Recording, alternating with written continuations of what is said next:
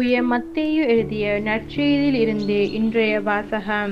அதிகாரம் 2, திருவசனங்கள் 13-18 வரை. அவர்கள் திரும்பி சென்ற பின் ஆண்டவருடைய தூதர் யோசேப்புக்கு கனவில் தோன்றி, நீர் எழுந்து குழந்தையையும் அதன் தாயையும் கூட்டிக் கொண்டே எகிப்திற்கு தப்பி ஓடிச் செல்லும்.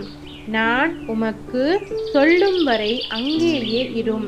ஏனெனில் குழந்தையை ஏரோது கொல்வதற்காக தேடப் போகின்றான் என்றார். யோசேப்பு எழுந்து குழந்தையையும் அதன் தாயையும் கூட்டிக் கொண்டு இரவிலேயே எகிப்திற்கு புறப்பட்டு சென்றார். ஏரோது இறக்கும் வரை அங்கேயே இருந்தார். இவ்வாறு எகிப்தில் இருந்து என் மகனை அழைத்து வந்தேன் என்று இறைவாக்கினர் வாயிலாக ஆண்டவர் உரைத்தது நிறைவேறியது. ஞானிகள் தன்னை ஏமாற்றியதை ஏரோது கண்டு மிகுந்த சீற்றம் கொண்டான்.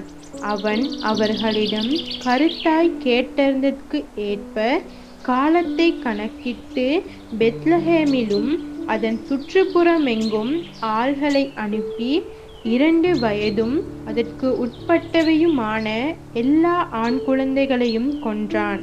அப்பொழுது ராமாவிலேயே ஒரு குரல் கேட்கிறது, ஒரே புலம்பலும் பேரழுகையுமாய் இருக்கிறது.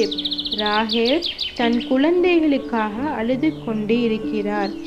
ஆறுதல் பெற அவர் மறுக்கிறார், ஏனெனில் அவர் குழந்தைகள் அவரோடு இல்லை என்று இறைவாக்கினர் எரேமியா உரைத்தது நிறைவேறியது.